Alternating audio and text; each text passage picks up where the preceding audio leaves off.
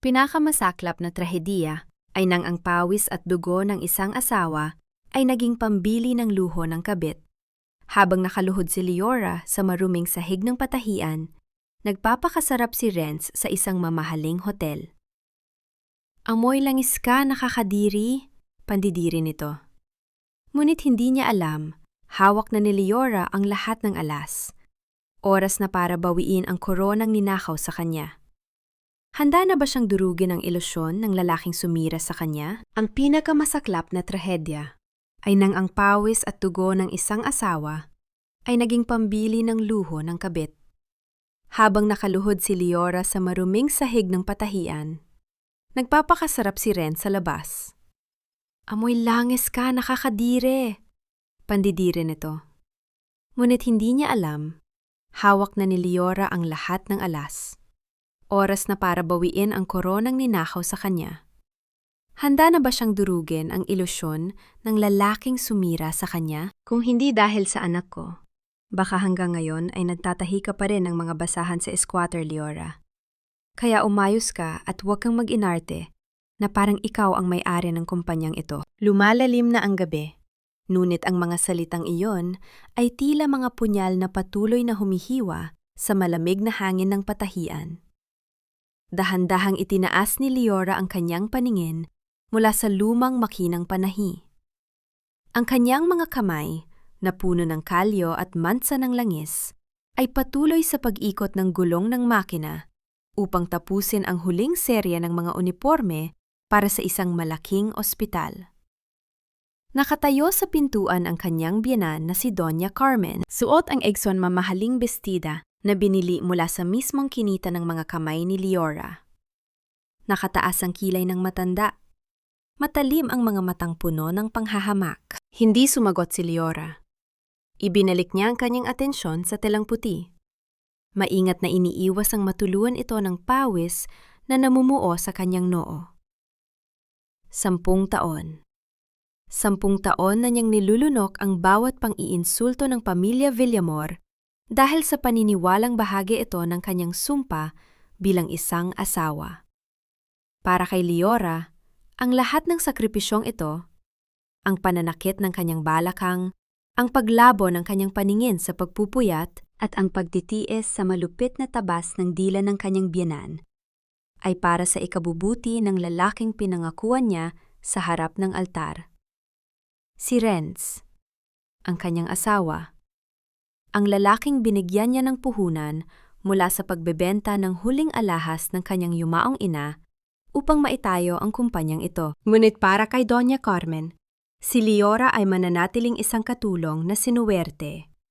Tinalikuran ng matanda si Leora at padabog na umalis, iniwan ang isang mabigat na katahimikan na tanging ang mahinang pag-ugong ng bentilador ang bumabasag. Inayos ni Leora ang mga natapos na uniforme at maingat na itinupi ang mga ito.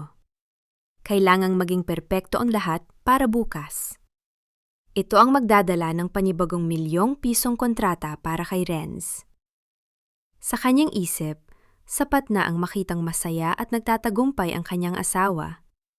Yun lamang ang tanging nagpapawi sa labis na pagod ng kanyang katawan. Ilang sandali pa ay naramdaman niya ang pagdating ng isang sasakyan sa labas ng kanilang bahay. Mabilis na nag-ayos ng sarili si Leora. Pinunasan niya ang kanyang mga kamay gamit ang isang lumang tuwalya at sinalubong ang kanyang asawa. Pumasok si Renz, medyo pasuray-suray ang lakad at amoy alak. Magulo ang kanyang buhok at gusot ang mamahaling suit na mismong si Leora ang nagplansa ng nakaraang gabi. Lumapit si Leora upang kunin ang bitbit nitong sapatos at akayin sana ito patungo sa sofa. Renz, napagod ka ba? Ipinaghanda kita ng maligamgam na tubig at paborito mong sopas. Sa halip na pasasalamat, isang malakas na pagtulak ang natanggap ni Leora. Napatras siya at muntik nang matumba sa gilid ng mesa. Tiningnan siya ni Renz mula ulo hanggang paa. Ang mga mata nito ay puno ng pandidiri na tila nakakita ng isang nakakasulasok na bagay. Lumayo ka nga sa akin. Madiin at malamig na sabi ni Renz. Ang boses ay sapat lang ang lakas upang durugin ang natitirang lakas ni Leora. Look at you. Para kang yaya. You look so messy, Leora. At ano ba yung amoy mo? Amoy langis ka. Nakakadiri. Ako na ang CEO ng pinakamalaking supplier ng garments sa buong Quezon City. Tapos ang asawa ko, amoy makina? Hindi ganyan ang asawa ng isang CEO. Parang may malamig na kamay na sumakal sa lalamunan ni Leora.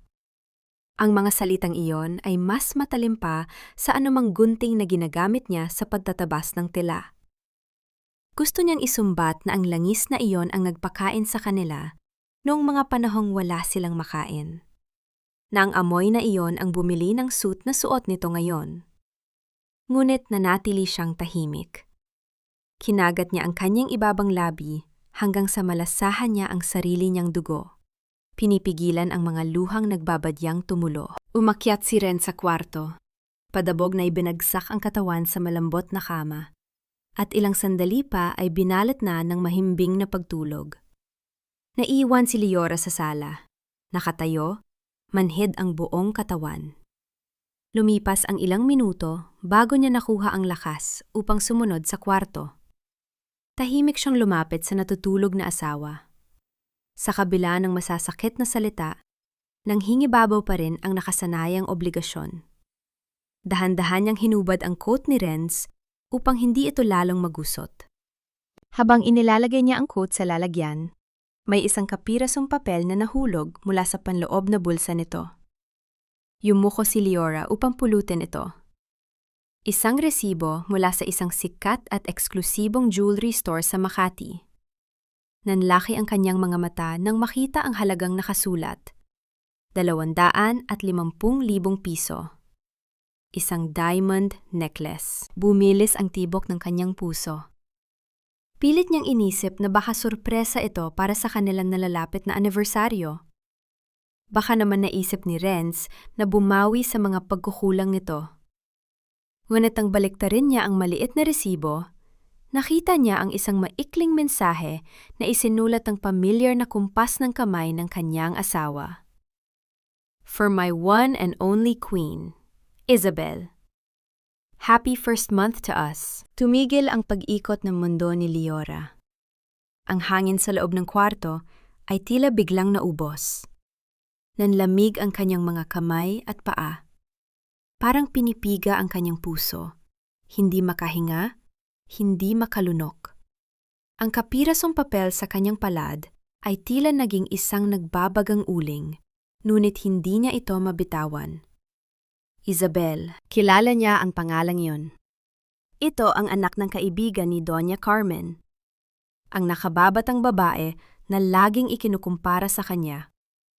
Edukada, makinis, mayaman, at palaging amoy mamahaling pabango. Unti-unting namanhid ang mga daliri ni Leora. Hindi siya napasigaw, hindi siya nagwala. Ang pinakamatinding sakit ay hindi lumilihan ng ingay. Ito ay nananalasa ng tahimik sa loob, unti-unting winawasak ang bawat haligi ng pagkatao ng isang babae. Tiningnan niya ang kanyang natutulog na asawa. Payapa ang mukha nito. Walang bahid ng panlilin lang. Tila isang inosenteng anghel sa kabila ng demonyong nagkukubli sa likod ng mga gawa nito. Habang siya ay nagkakasugat-sugat ang mga daliri sa pag-abot ng mga pangarap ni Renz, ang lalaking ito ay gumagastos ng daan-daang libo para ibigay ang korona sa ibang babae. Nang hina ang mga tuhod ni Leora at napaupo siya sa sahig na gawa sa malamig na kahoy. Iniangat niya ang kanyang mga nanginginig na kamay malapit sa kanyang mukha. Naamoy niya ang langis. Naamoy niya ang kalawang. Ang amoy ng kanyang 12 taong sakripisyo. Ang amoy na kailanman ay hindi naging sapat. Tumayo si Leora at humarap sa malaking salamin sa gilid ng kwarto. Tiningnan niya ang sariling refleksyon. Nakita niya ang isang babaeng may malalalim na eyebags, maputlang labi, at buhok na simpleng nakapusod lang. Nakita niya ang isang anino, isang kasangkapan, isang tanga. Itiniklop niya ang resibo ng mahigpit hanggang sa bumaon ang mga kuko niya sa kanyang palad. Sa gitna ng katahimikan ng madaling araw, isang nag-aapoy na katanungan ang umalingaw-ngaw sa kanyang wasak na kaluluwa. Hahayaan ba niyang ubusin siya ng mga linta sa bahay na ito? O gagamitin niya ang mismong langis na kinadidirihan nila upang silaban ang kanilang mapagkunwaring kaharian? Hindi sapat ang isang gabi upang dahan-dahang mamatay ang pag-ibig. Ngunit sapat na ang isang resibo upang magising ang isang natutulog na leon sa loob ng isang sugatang asawa. Maaga pa lamang ay nag-ayos na si Liora. Hindi upang magpaganda, kundi upang sundan ang anino ng katotohanan. Gamit ang isang lumang diep, sinundan niya ang mamahaling sasakyan ni Renz hanggang sa marating nila ang isang sikat na kainan sa gitna ng Makati. Mula sa malayo, nakita niya ang kanyang asawa, ang lalaking sinilbihan niya ng 12 taon, na iginagalang ang upuan para sa isang babaeng tila porselana sa kinis. Nakita ni Liora ang makinang na kwintas sa leeg ni Isabel, ang brilyanteng kumikinang sa ilalim ng sikat ng araw, na tila humahalahak sa kanyang kahirapan. Gusto niyang bumaba. Gusto niyang sugurin ang mga ito. Sabunutan ang babaeng nadnakaw ng kanyang kaligayahan at sampalin ang asawang pumatay sa kanyang tiwala. Nanginginig ang kanyang mga kamay sa manibela at ang bawat hininga niya ay tila may kasamang bubog na sumusugat sa kanyang baga. Ngunit bago pa man niya mabuksan ang pinto ng sasakyan, naramdaman niya ang pagyanig ng kanyang cellphone sa kanyang bulsa. Ang boses ni Nanay Rosa sa kabilang linya ay basag at puno ng takot. Liora, anak, pasensya na kung naisabala kita. Ang apo ko, kailangang maitala sa ospital. Wala kaming pambayad sa down payment. Baka pwedeng makahingi ng advance sa sahod namin sa katapusan? Ang bawat hikbi ni Nanay Rosa ay tila isang malamig na tubig na nagpalamig sa nag-aapoy na galit ni Liora. Bigla niyang naalala ang muka ng 38 manggagawa sa talyer. Sila na itinuring siyang parang tunay na anak. Sila na kasama niyang nagtitiis sa init at pagod. Hindi siya pwedeng magpadalos-dalos. Kung gagawa siya ng eksena ngayon, kung sisirain niya ang lahat sa isang iglap, anong mangyayari sa mga taong umaasa sa kanya? Imbes na pumasok sa restaurant, dinala ni Liora ang kanyang sarili sa opisina ng talyer. Sa gitna ng katahimikan, binuksan niya ang computer at tiningnan ang account ng kumpanya. Doon, bumulaga sa kanya ang katotohanang mas masakit pa sa pagkaliwa ni Renz. Ang pondo para sa sweldo ng mga manggagawa, ang perang pinagpuyatan nilang lahat, ay binawasan ni Renz ng malaking halaga nitong nakaraang araw lamang. Ang halaga ay tumutugma sa presyo ng kwintas na suot ni Isabel. Napahawak si Liora sa kanyang dibdib. Ninahaw ni Renz ang pagkain mula sa mesa ng mga mahihirap na mananahi para lamang palamutian ang leeg ng kanyang kabit. Dahan-dahang lumapit si Liora kay Nanay Rosa na nakaupo sa isang tabi at tahimik na umiiyak. Hindi nagsalita si Liora. Hinawakan niya ang balikat ng matanda, isang mahigpit at mainit na haplos na nagdadala ng isang tahimik na pangako. Ibinigay niya ang kanyang natitirang personal na ipon mula sa kanyang petaka. Huwag na kayong umiyak, Nanay Rosa. Maayos ang lahat. Hinding-hindi ko kayo pababayaan. Habang nakatingin sa kawalan, naramdaman ni Liora ang pagbabago sa kanyang loob. Ang sakit ay dahan-dahang napalitan ng isang malamig at matalim na determinasyon. Hindi muna siya aalis. Hindi muna siya iiyak. Kailangan niyang manatili sa loob ng kumpanya hanggang sa masiguro niyang ligtas ang lahat ng manggagawa at mabawi niya ang bawat sentimong ninakaw ni Renz. Ito na ang kanyang bagong misyon. Hindi na bilang asawa, kundi bilang tagapagtanggol ng mga taong nagmamahal sa kanya ng tunay. Nang dapit hapon na, napansin ni Liora ang isang itim na sasakyang nakaparada malapit sa tinitirhang kondo ni Isabel. Isang pamilyar na kotse na tila nakita na niya dati, ngunit hindi niya matandaan kung saan.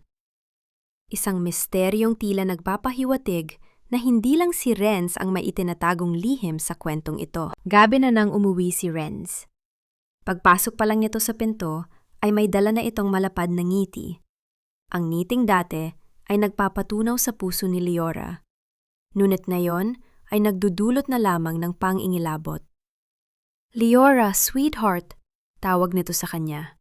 Ang boses ay puno ng mapagpanggap na lambing. Lumapit si Renz at mabilis na hinalikan si Leora sa noo. "Pasensya na kung nahuli ako. Marami lang talagang inaasikaso para sa kinabukasan natin." Nanatiling estatwa si Leora. Habang nararamdaman niya ang labi ni Renz sa kanyang balat, tiningnan niya ang refleksyon ng asawa sa salamin ng kanilang sala. Doon niya nakita ang isang halimaw na nakasuot ng mukha ng tao. Ang halik na iyon ay hindi tanda ng pagmamahal. Ito ay isang lason na pilit nagpapatulog sa kanyang kaisipan. Ngunit sa pagkakataong ito, dilat na ang mga mata ni Leora. "Sana ay naging masaya ang araw mo, Renz," mahinang sabi ni Leora. Ang kanyang boses ay tila isang babala na hindi narinig ng asawa. "Sobra, Leora. Sobrang saya," sagot ni Renz bago ito tumalikod at pumasok sa banyo. Humuhuni pa ng isang masayang himig na tila walang winasak na buhay sa kanyang bawat hakbang. Naiwan si Leora na nakahawak sa kanyang noo sa parteng hinalikan ng asawa. Pakiramdam niya ay may bakas ng dumi na iniwan doon ang labi ni Renz. Isang dumi na hinding-hindi na mabubura ng kahit anong sabon, kundi ng hustisya lamang. Ang taong walang pinag-aralan ay habang buhay na magsisilbi sa mga taong may dugong bughaw. Kaya matuto kang lumugar, Leora.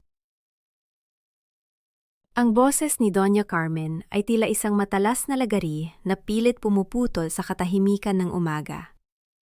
Nakaupo ang matanda sa kabisera ng hapag-kainan, marangyang humihigop ng mainit na tsokolate habang pinapanood si Leora na naglalapag ng agahan. Bawat pinggan na inilalagay ni Leora ay sinusundan ng mapanghusgang tingin ng matanda, na tila naghahanap ng kahit munting dumi upang magamit na bala laban sa kanya. "Narinig ko ang balita," pagpapatuloy ni Doña Carmen habang pinupunasan ang kanyang labi gamit ang mamahaling himulmol ng napkin. Ang anak ng kumare ko na si Isabel ay nakabalik na mula sa ibang bansa. Isang napakatalinong bata, may class, at higit sa lahat, alam kung paano magdala ng sarili sa harap ng mga negosyante.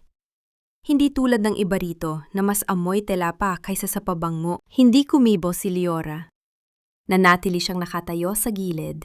Ang kanyang mga kamay ay nakakuyom sa ilalim ng kanyang apron.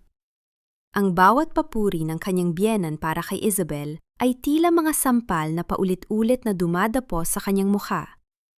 Alam niya ang lason sa likod ng mga salitang iyon. Alam ni Doña Carmen ang tungkol sa ugnayan ni Renz at Isabel, at sa halip na itama ang anak, tila mas itinatulak pa nito si Renz sa piling ng kabit. Pumasok si Renz sa dining area. Nag-ayos ng kanyang mamahaling kurbata.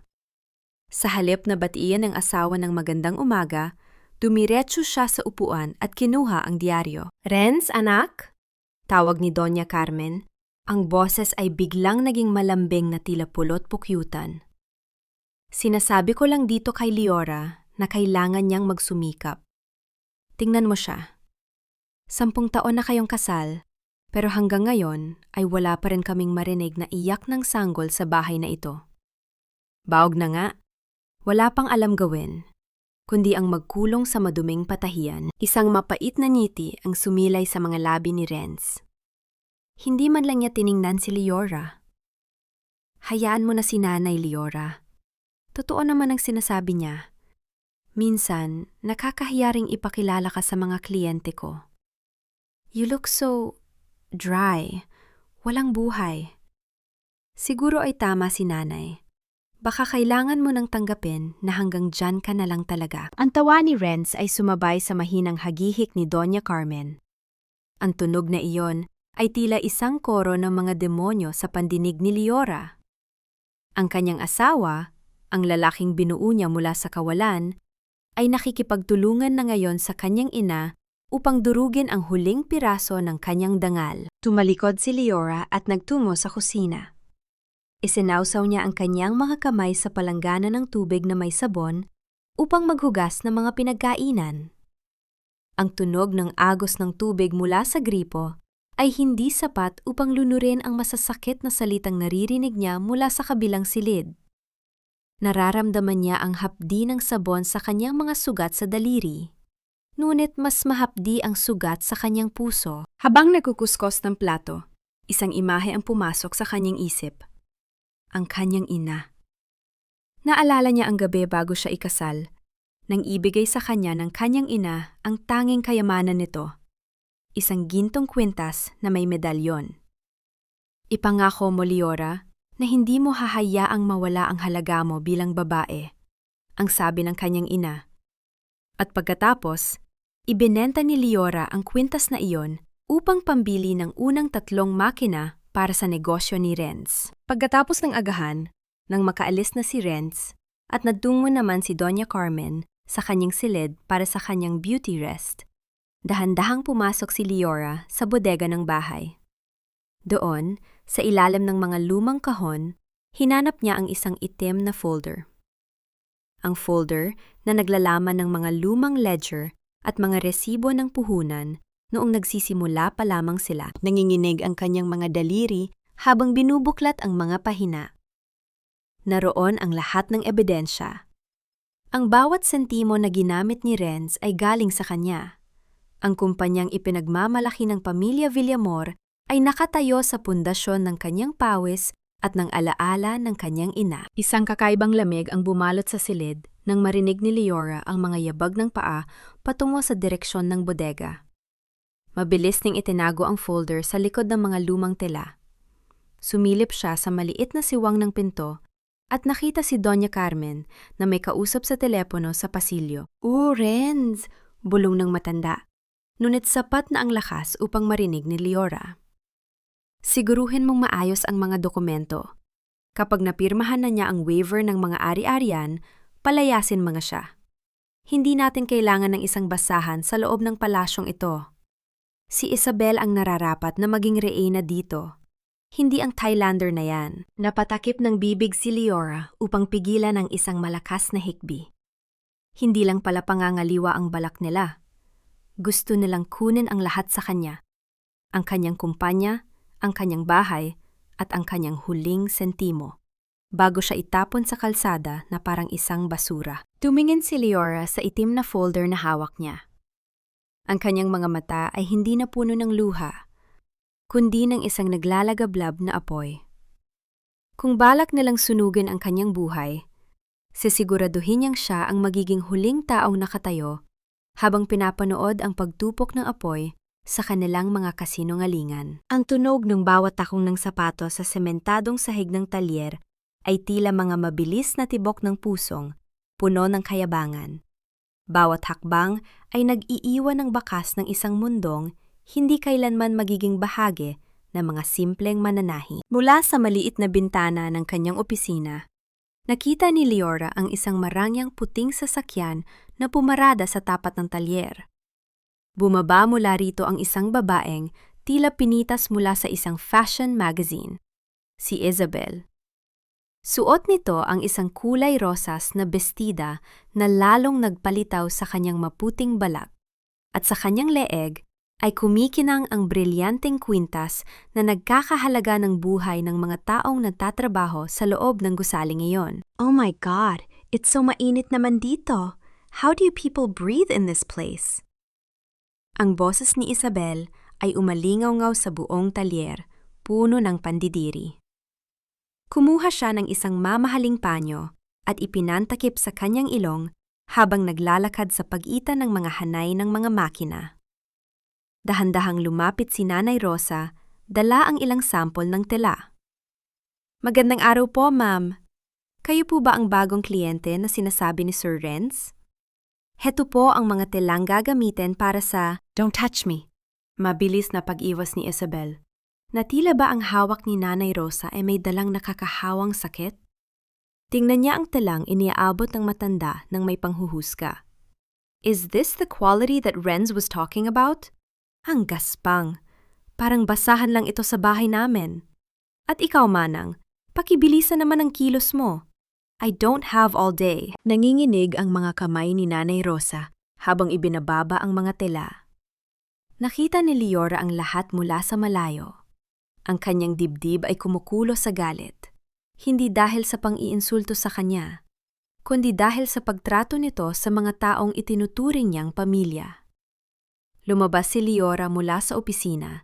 Ang kanyang mukha ay kalmado, ngunit ang kanyang mga mata ay tila dalawang matalim na patalim. Ako ang namamahala dito. Kung may reklamo ka sa kalidad ng aming trabaho, maaari mo akong kausapin ng direkta, Miss Cordero. Ang boses ni Liora ay matatag, walang bakas ng takot. Tumingin si Isabel kay Liora. Isang mapanuyang ngiti ang sumilay sa kanyang mga labi. So, ikaw pala ang asawa ni Renz? The famous Liora. Well, Renz told me you were hardworking. But he didn't mention you look like one of the machines here. Tuyot at puno ng kalawang. Lumapit si Isabel kay Liora. Hanggang sa maamoy ni Liora ang mamahaling pabango nito. Ang amoy na tila sumasakal sa kanya. Sinadya ni Isabel na ayusin ang kanyang buhok upang mas lalong makita ni Liora ang kwintas sa kanyang leeg. Maganda ba? Renz gave this to me. Sabi niya, it matches my skin better than anyone else's. Sayang naman kung sa mga taong amoy langis lang ito mapupunta, diba? Hindi kumurap si Liora. Tiningnan niya ang kwintas. Pagkatapos ay muling ibinalik ang tingin sa mga mata ni Isabel. Ang kagandahan ng isang hiyas ay nawawala kapag ang nagsusuot nito ay walang modo. At ang kumpanyang ito ay hindi nabubuhay sa ganda ng mukha, kundi sa dangal ng bawat tahi. Kung wala ka ng ibang sasabihin tungkol sa negosyo, malawak ang pinto para sa iyong pag-alis. Namula si Isabel sa inis, ngunit mabilis din siyang nakabawi. Fine. Anyway, I just came here to see what kind of empire you have. Honestly, it's pathetic. Don't get too attached to this place, Liora. Things are changing. Very soon. Nang makaalis si Isabel, iniwan niya ang isang mabigat na atmosfera sa talyer. Kumuha si Liora ng isang basahan at dahan-dahang lumuhod sa sahig sa mismong parteng tinayuan ni Isabel. Maingat niyang pinunasan ang mga bakas ng sapatos nito. Tila ba nililinis niya ang kanyang kaharian mula sa isang lason? Ang bawat kuskus niya sa semento ay puno ng isang tahimik na panunumpa. Pagbalik ni Liora sa opisina, agad niyang binuksan ang kanyang computer. Gamit ang kanyang lihim na access, sinimulan niyang ilipat ang maliliit na halaga ng pondo mula sa main account patungo sa isang bagong gawa na secure account na nakapangalan sa isang foundation para sa mga manggagawa. Alam niyang labag ito sa protocol, ngunit ito lang ang tanging paraan upang masigurong may makukuha ang kanyang mga mananahi kapag tuluyan ang gumuho ang kumpanya sa ilalim ni Renz. Habang naglilipat ng pondo, may isang dokumento ang aksidenteng bumukas sa screen. Isang scan ng isang kasunduan sa pagbili ng lupa. Isang real estate investment sa labas ng lungsod na nagkakahalaga ng ilang milyong piso. Ang pirma ni Renz ay naroon. Ngunit ang pangalan ng may-ari ay hindi sa kumpanya, kundi sa pangalan ni Isabel Cordero. Nabitawan ni Liora ang mouse. Ang kanyang buong katawan ay nanghina. Hindi lang pala luho ang ibinibigay ni Renz sa kabit nito. Unti-unti na nitong inililipat ang buong kayamanan ng kumpanya sa pangalan ng ibang tao. Eksaktong oras na yon, nakatanggap siya ng isang email mula sa kanilang head accountant. Ang subject line ay nakasulat sa malalaking titik. Urgent. Unoddcasters large fund transfer. Bumilis ang tibok ng puso ni Liora. Alam niyang nagsisimula na ang pagguho. Ngunit bago pa man niya mabasa ang buong email, narinig niya ang pagbukas ng pinto ng kanyang opisina. Si Renz, na may madilim na muka, ay nakatayo sa harap niya. Ang katapatan ay hindi nababayaran ng pera. Ngunit ang kataksilan ay laging may kaakibat na paniningil. Ang boses ni Renz ay tila isang malamig na hanging pumasok sa silid. Dala ang kakaibang kaba na nagpatindig ng balahibo ni Liora. Nanatiling nakatitig si Renz sa kanyang asawa. Ang mga mata nito ay naniningkit sa hinala habang dahan-dahang lumalapit sa mesa kung saan nakabukas ang computer. Anong ginagawa mo sa harap ng computer ko, Liora? Madiing tanong ni Renz. Ang bawat hakbang niya sa sahig na kahoy ay lumilika ng mahinang tunog ng pag-ipit, na tila ba ang buong silid ay nagrereklamo sa kanyang presensya. Mabilis ngunit kalmado na isinarado ni Liora ang laptop. Chinicheck ko lang ang inventory ng mga tela, Renz. Marami tayong pending na orders at kailangan kong masiguro na hindi tayo kukulangin. Isang mapait na tawa ang kumawala sa mga labi ni Renz. Hinablot niya ang laptop mula sa harap ni Liora at itinabi ito ng padabog. Sinabi ko na sa'yo, ang trabaho mo ay manahi at siguraduhing maayos ang produksyon. Huwag mong pakialaman ang mga numero dahil hindi mo naman yan naiintindihan. Mananatili kang Thailander, Liora. Yan ang lugar mo. Hindi sumagot si Liora. Ngunit sa loob ng kanyang dibdib, ang bawat salita ni Renz ay nagsisilbing panggatong sa apoy ng kanyang determinasyon. Pinanood niyang lumabas si Renz ng opisina. Ang bawat kilos nito ay puno ng kayabangan na tila ba siya ang nagmamay-ari ng mundo. Samantala sa labas ng opisina, abala si Nanay Rosa sa paglilinis ng mga tira-tirang tela. Habang inaayos niya ang mga folder sa ibabaw ng cabinet ni Renz, may isang envelope na nalaglag sa sahig. Sa pagbukas nito, bumulagas sa matanda ang mga litrato ni Renz at Isabel na magkasama sa isang beach resort, masaya at tila walang itinatago. Nanlaki ang mga mata ni Nanay Rosa. Ang kanyang mga kamay ay nagsimulang manghinig. Diyos ko, si Sir Renz! Manang Rosa, halos mapatalon ang matanda nang marinig ang boses ni Renz sa kanyang likuran. Mabilis na kinuha ni Renz ang envelope mula sa kamay ni Nanay Rosa. Ang mukha ni Renz ay biglang nagbago. Mula sa pagiging CEO, naging isang halimaw ang kanyang anyo. Hinawakan niya ng mahigpit ang braso ni Nanay Rosa, sapat na upang mapadaing ang matanda sa sakit. May mga bagay na hindi dapat pinapakialaman ng mga katulong kung gusto mo pang magkaroon ng trabaho. Bulong ni Renz. Ang kanyang boses ay tila isang ahas na naglalabas ng lason. Isang salita mo lang kay Liora tungkol sa nakita mo. Sisiguraduhin kong mabubulok ka sa kulungan sa paratang ng pagnanakaw. Intendido? Tumango si Nanay Rosa. Ang mga luha ay nagsimulang pumatak sa kanyang kulubot na pisingi. Nang bitawan siya ni Renz, mabilis siyang nagtungo sa sulok ng talyer. Pilit itinatago ang kanyang paghikbi. Hindi nagtagal, naramdaman ni Nanay Rosa ang isang mainit na haplos sa kanyang likuran. Si Liora. Hindi na kailangan ng maraming salita. Sapat na ang tingin sa mga mata ni Nanay Rosa upang malaman ni Liora ang lahat. Nanay Rosa, huwag na kayong matakot, mahinang sabi ni Liora habang inaalalayan ang matanda na maupo. Alam ko na ang lahat. Alam ko na ang ginagawa niya. Umiyak ng lalo ang matanda. Anak, pasensya na. Natatakot ako para sa'yo. Niloloko ka lang niya. At binantaan niya ako. Wala akong magawa. Hinawakan ni Liora ang mga kamay ni Nanay Rosa. Kumuha si Nanay Rosa ng isang maliit na plastik na supot mula sa kanyang bulsa. Puno ito ng mga barya at lukot na 20 pesos. Ito lang ang naipon ko, Liora. Para sana ito sa apo ko. Pero kunin mo na. Gamitin mo para makatakas ka sa lalaking yan. Ayokong makita kang nasasaktan. Napapikit si Liora. Ang mga luha niya ay dahan-dahang pumatak sa mga barya ni Nanay Rosa. Nanay, hindi ko po ito matatanggap. Itago niyo po ito para sa apo niyo. Ang malasakit niyo ay higit pa sa anumang halaga. Pang-ako, walang maiiwan sa atin sa ere. Ang kanilang sandali ay naputol nang muling umalingaw-ngaw ang boses ni Renz sa gitna ng talyer, sa pamamagitan ng isang megaphone na ginagamit para sa mga anunsyo. Ang tunog ng kanyang boses ay tila isang hatol na nagpatahimik sa buong palapag. Attention everyone! Sigaw ni Renz habang nakatayo sa isang mataas na platform.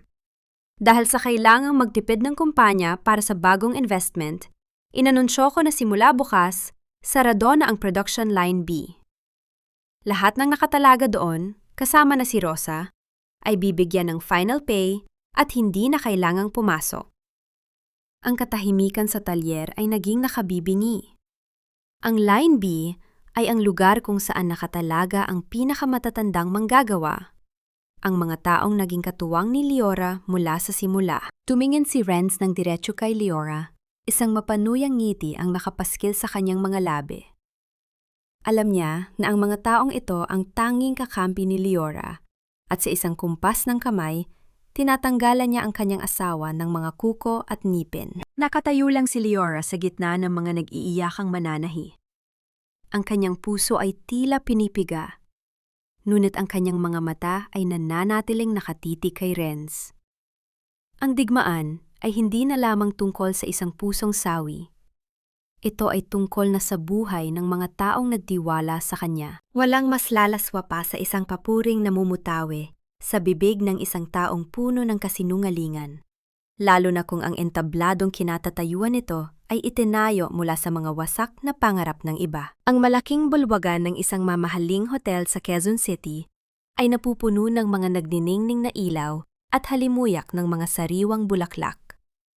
Gabi iyon ang pagdiriwang para sa ika-10 anibersaryo ng kumpanya, isang gabing punong-puno ng pagkukunyari. Nakasuot si Leora ng isang simpleng asul na gown, ngunit kahit anong ganda ng tela, ay hindi nito maitago ang pagod sa kanyang mga mata at ang bigat sa kanyang puso. Nakatayo sa gitna ng entablado si Renz, hawak ang mikropono at nakasuot ng kanyang pinakamapaglarong ngiti.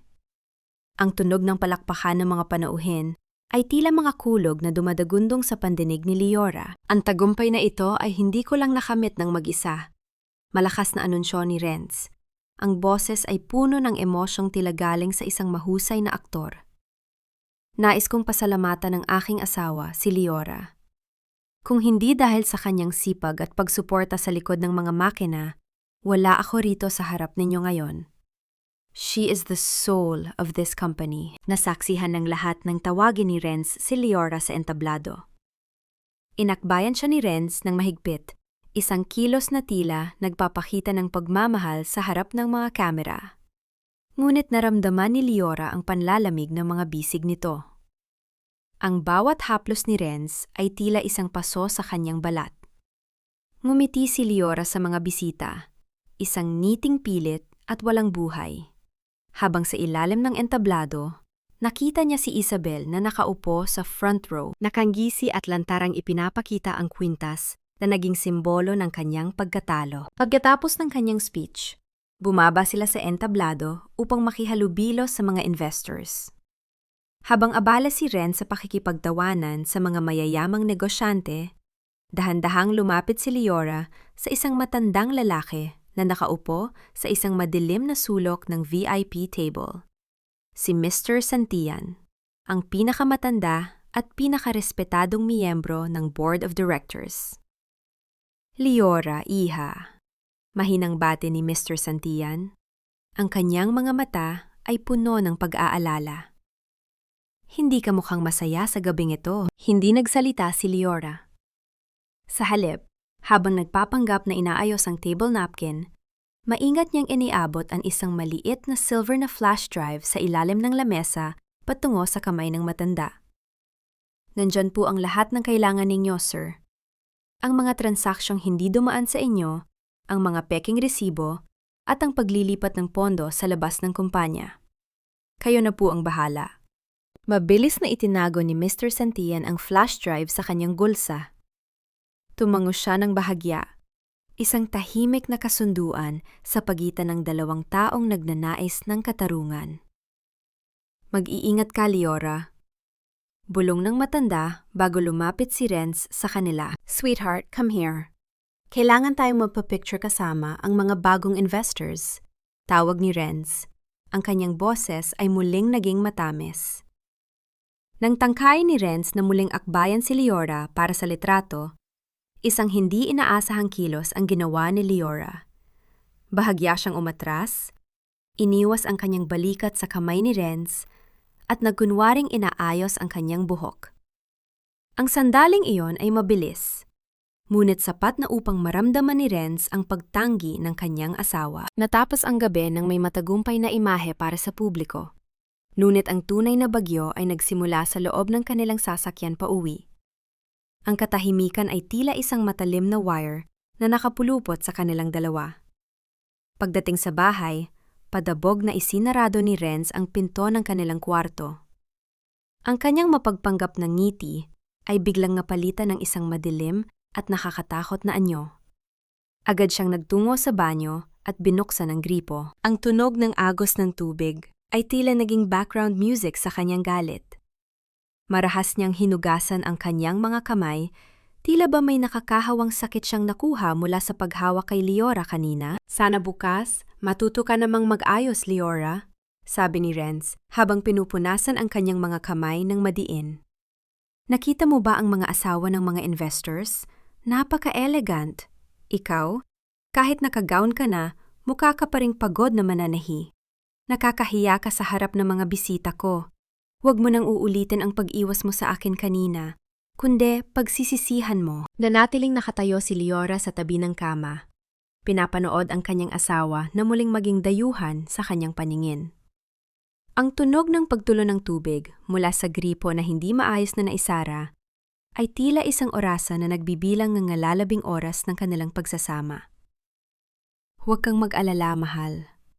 Bukas na bukas, bago sumikat ang araw, nasa garahe mo na ang kulay pulang kotse na gusto mo. Wala akong pakialam sa halaga. Basta, makuha mo ang lahat ng luho mo. Ang boses ni Renz mula sa kabilang linya ng telpono ay tila isang malupit na hagupit sa pandinig ni Leora, habang siya ay nakaupo sa loob ng isang maliit na cubicle sa bangko.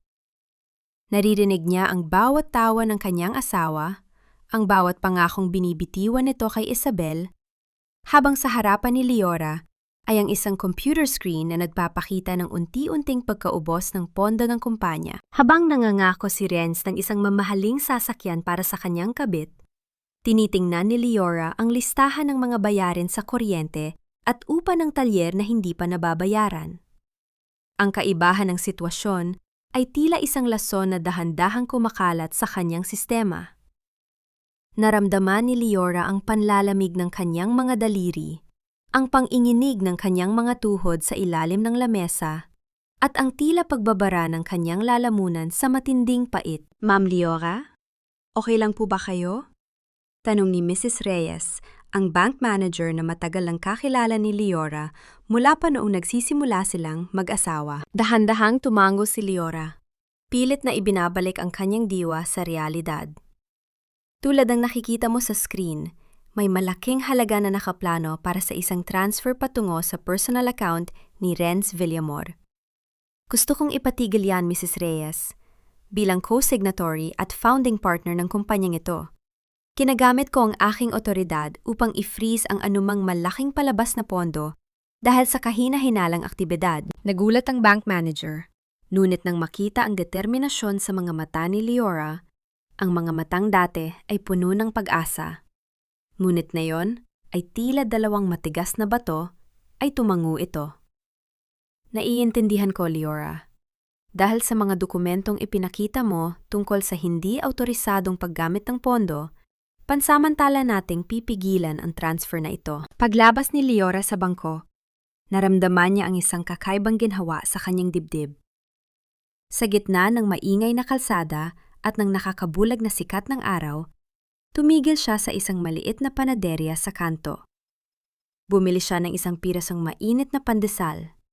Isang simpleng bagay na matagal na niyang hindi nagagawa para sa sarili dahil palagi niyang inuuna ang gusto ni Renz o ng kanyang biyenan. Naganap habang nakatayo siya sa ilalim ng isang maliit na waiting shed dahil biglang bumuhos ang malakas na ulan. Kinagat ni Leora ang pandesal, dinadama ang init nito sa kanyang palad habang pinapanood ang bawat patak ng ulan na bumabaon sa kalsada. Isang maliit na selebrasyon sa gitna ng malaking gulo. Isang paalala na sa kabila ng lahat ng sakit, kaya pa rin niyang pakainin at buhayin ang sarili. Ngunit ang kapayapaang iyon ay panandalian lamang. Pagdating niya sa talyer, sinalubong siya ng tunog ng pagwawala ni Renz sa loob ng opisina. Ang marahas na pagbagsak ng mga gamit at ang pagsigaw nito sa telepono ay umabot hanggang sa kalsada. Anong ibig mong sabihin na declined ang transfer? Tawagan mo ang bangko, na yun din! Sigaw ni Renz, na tila isang hayop na nakulong at hindi makakawala. Hindi pumasok si Leora sa opisina. Sa halip, naglakad siya patungo sa kanyang locker upang kunin ang kanyang bag. Doon, may nakita siyang isang puting envelope na isiningit sa pagitan ng mga pinto ng locker. Galing ito sa isang sikat na law firm na hindi niya kilala. Pinuksan niya ito ng mabilis at binasa ang nilalaman.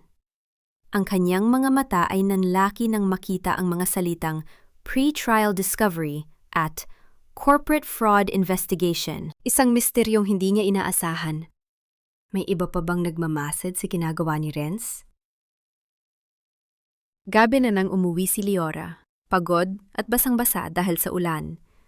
Ngunit pagtapak pa lang niya sa gate ng kanilang bahay, tumigil ang kanyang mundo. Ang kanyang mga damit, ang kanyang mga lumang bag, at pati na ang maliit na kahon ng mga gamit sa pananahi ng kanyang ina ay nakakalat sa maduming semento, basang-basa sa ulan at putik.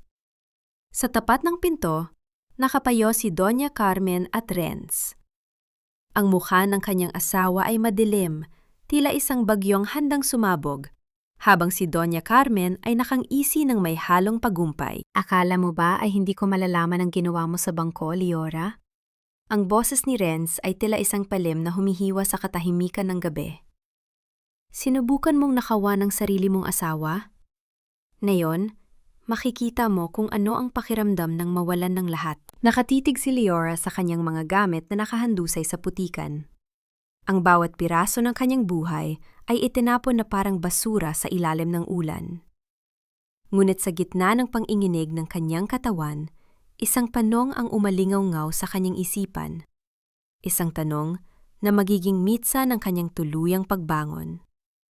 Hanggang kailan ko hahayaang bastusin ang aking dangal sa ngalan ng isang pagsasama na matagal na nilang pinatay? Hindi na susukat ang tunay na lakas ng isang babae sa lakas ng kanyang pagsigaw, kundi sa lalim ng kanyang pananahimik habang inihahanda ang kanyang huling hakbang. Ang silid ng pulong sa itaas na palapag ng isang gusali sa Makati ay binalot ng isang nakabibining katahimikan na tanging ang mahinang ugong ng aircon ang naririnig. Sa gitna ng mahabang lamesang gawa sa madilim na kahoy, nakaupo si Leora. Hindi na siya ang babaeng amoy langis at basang-basa sa ulan kagabi. Nakasuot siya ng isang formal na itim na blazer, maayos ang kanyang buhok, at ang kanyang mga mata ay tila dalawang kristal na nagniningning sa ilalim ng puting ilaw ng opisina. Humarap siya sa 5 pinakamakapangyarihang tao sa kumpanya, ang lupon ng mga direktor. Sa pangunguna ni Mr. Santillan, lahat sila ay nakatingin sa mga folder na inilatag ni Leora sa harap nila. Ang bawat pahina ay naglalaman ng katotohanang pilit itinago ni Renz. Ang bilyon-bilyong pisong nawawala, ang mga pekeng kontrata, at ang mga ari-ariang nakapangalan sa isang Isabel Cordero. Mr. Santillan, at sa inyong lahat, ang boses ni Leora ay matatag, walang bakas ng panginginig. Ang kumpanyang itinayo natin sa loob ng 10 taon ay unti-unting pinapatay ng kasakiman. Heto ang mga pruweba ng bawat sentimong inilabas ni Renz Villamor nang walang pahintulot mula sa inyo. Ninakawan niya hindi lang ang kumpanya, kundi pati na ang kinabukasan ng ating mga manggagawa. Nakita ni Leora ang unti-unting pagbabago ng mukha ng mga direktor. Mula sa pagkagulat, napalitan ito ng matinding galit at pagkadismaya. Napagtanto nila na sa likod ng mapagpanggap na talino ni Renz, si Leora pala ang tunay na utak na nagpapatakbo sa lahat. Siya ang nakakaalam ng bawat hibla ng tela at bawat numero sa ledger. Ang nagalap ng tumayo si Leora upang kumuha ng isang basong tubig. Bago siya uminom, humarap siya sa salamin ng boardroom at inayos ang kanyang tindig. Maingat niyang inayos ang hibla ng kanyang buhok na humaharang sa kanyang paningin. Sa sandaling iyon, tuluyan na niyang ibinaon ang imahe ng kawawang asawa. Ang babaeng nakikita niya sa salamin ay isang pinuno, isang tagapagtanggol, at isang reynang handang bawiin ang kanyang kaharian. "Leora," sabi ni Mr. Santillan, Ang kanyang boses ay puno ng respeto. Hindi namin alam na ganito na pala kalala ang sitwasyon. Pero kailangan naming malaman. Kung aalisin namin si Renz, kaya mo bang isalba ang kumpanya? Kaya mo bang itama ang lahat ng kanyang pagkakamali? Tumingin si Leora ng diretso sa mata ng matanda. Ang kumpanyang ito ay bunga ng aking dugo at pawis bago pa man ito naging pag-aari ni Renz. Ibibigay ko ang lahat upang maibalik ang dangal ng ating talyer sa isang kondisyon. Ako ang magdedesisyon sa lahat ng aspeto ng operasyon nang walang pakikialam ng kahit na sino. Nagkaroon ng bulungan sa pagitan ng mga direktor hanggang sa isa-isa silang tumango bilang tanda ng pagsang-ayon. Isang tahimik na kasunduan ang nabuo. Isang pagbabago ng kapangyarihan na magaganap sa kadiliman, habang ang kalaban ay patuloy na naddiriwang sa liwanag. Samantala sa isang mamahaling bar, kasama ni Renz si Isabel. Hawak ni Renz ang isang baso ng alak. Ang kanyang muka ay puno ng tagumpay. Wala na si Leora, Isabel. Itinapon ko na ang lahat ng gamit niya sa ulan. Sa wakas, malinis na ang bahay natin. Bukas, ikaw na ang opisyal na magiging reyna sa tabi ko. Tumawa si Isabel, isang tunog na tila mga basag na bubog sa hangin. I love it, Renz! Finally, nakuha mo rin ang dapat na sayo. I deserve all the best. And you know that. Wala silang kamalay-malay na habang sila ay nagtatawanan. Ang bawat ugat ng kapangyarihan ni Renz ay isa-isa ng pinuputol ng asawang minsan niyang minaliit. Paglabas ni Leora sa gusali, naramdaman niya ang init ng sikat ng araw sa kanyang muka. Ngunit ang kapayapaang yon ay mabilis na nabura nang marinig niya ang tunog ng pagbating ng isang text message. Kinuha niya ang kanyang cellphone mula sa kanyang bag. Galing ito kay Renz. Umuwi ka rito sa opisina mamayang gabi. Mag-ayos ka at huwag kang magpapakita ng kahit na anong gulo. May mahalaga akong papapirmaan sa'yo. Ito na ang huling pagkakataon na magkakausap tayo bago kita tuluyang burahin sa buhay ko. Binasa ni Leora ang mensahe ng paulit-ulit. Isang misteryo ang nabuo sa kanyang isipan. Alam niyang ang papapirmahan na iyon ay isang bitag, isang waiver of assets o baka ang huling dokumento na magtatanggal sa kanya ng lahat ng karapatan. Ngunit sa halip na matakot, isang matalim na ngiti ang sumilay sa kanyang mga labi. Hahayaan niya si Renz na maniwala na siya pa rin ang may hawak ng tali, hanggang sa mismang sandali na mapagtanto ng asawa na siya na pala ang nakabigti sa sarili niyang mga kasinungalingan. Pirmahan mo ito, Leora. At pagkatapos, wala na tayong kinalaman sa isa't isa. Gusto kong mawala ang lahat ng bakas mo sa buhay ko bago sumikat ang araw bukas. Ang boses ni Renz ay tila isang malamig na bakal na bumaon sa puso ni Leora nang ilapag nito ang mga makakapal na dokumento sa ibabaw ng lamesa. Ang tunog ng pagbagsak ng mga papel ay umalingaw-ngaw sa tahimik na silid, tila isang hatol ng kamatayan sa kanilang 12 taong pagsasama. Nakatayo si Leora sa gitna ng opisina. Ang kanyang mga kamay ay nakakuyom sa gilid ng kanyang palda. Sa kabilang bahagi ng silid, nakaupo si Doña Carmen, marangyang humihigop ng tsaa habang may mapanuyang ngiti sa kanyang mga labi. Ang matanda ay tila nanonood ng isang palabas kung saan ang bida ay tuluyan ng lulubog sa dusa. Pirmahan mo na, Leora.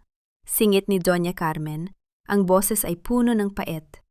Huwag mo nang patagalin ang pagpapahirap sa anak ko. Bumalik ka na sa esterong pinanggalingan mo.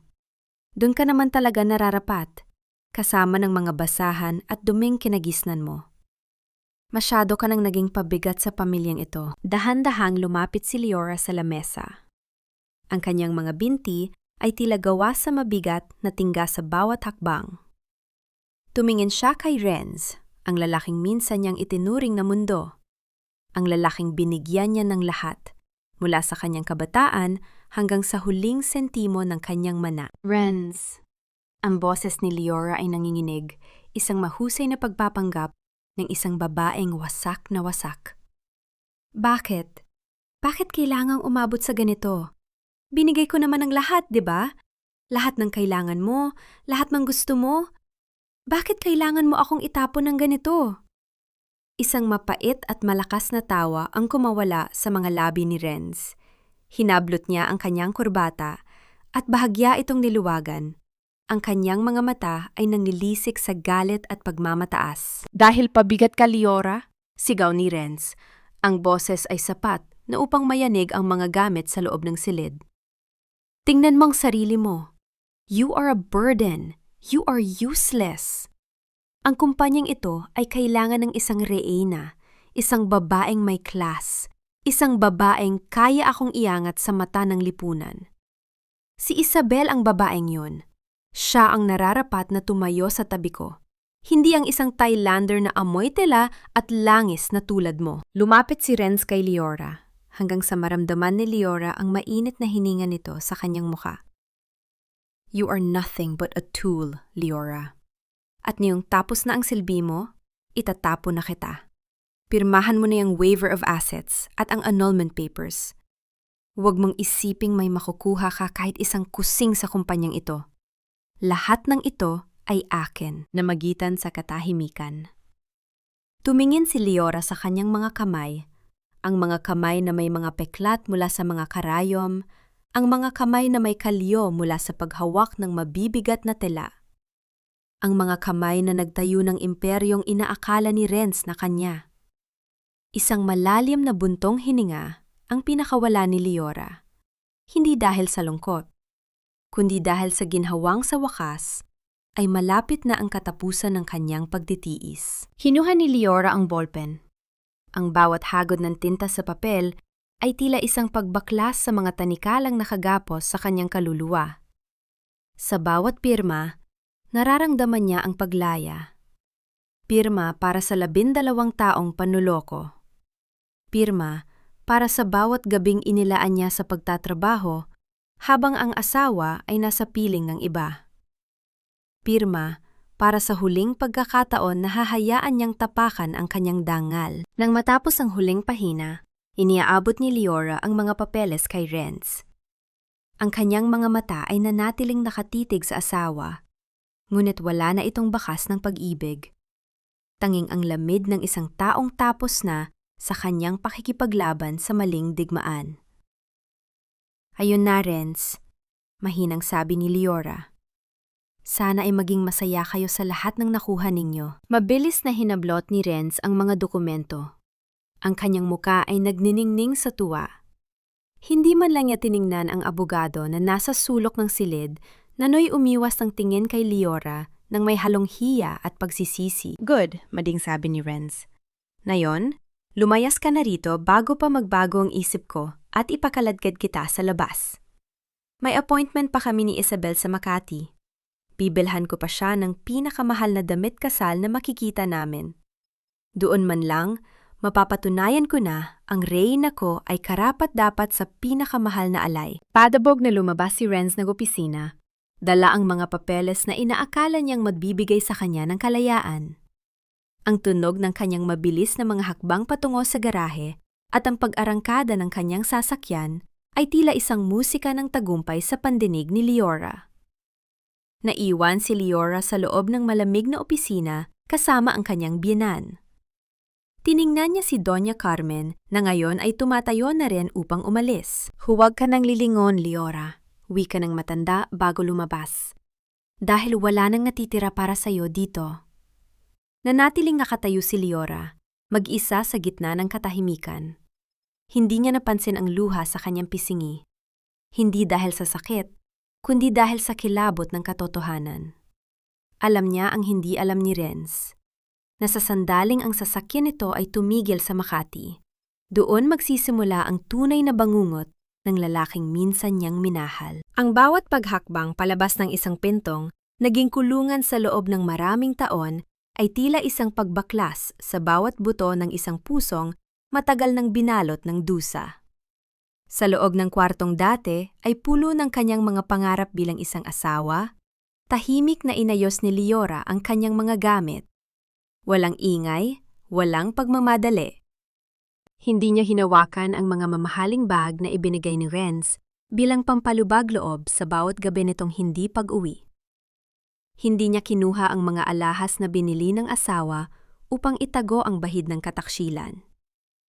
Kinuha lamang niya ang kanyang mga lumang blusa na may mansa pa ng tinta, ang kanyang kupas na pantalon, at ang pinakaingat-ingatang litrato ng kanyang yumaong ina na nakalagay sa isang simpleng frame na gawa sa kahoy. Habang hinihila ni Leora ang kanyang maliit na maleta patungo sa hagdanan, naramdaman niya ang matalas na titig ni Doña Carmen mula sa pasilyo.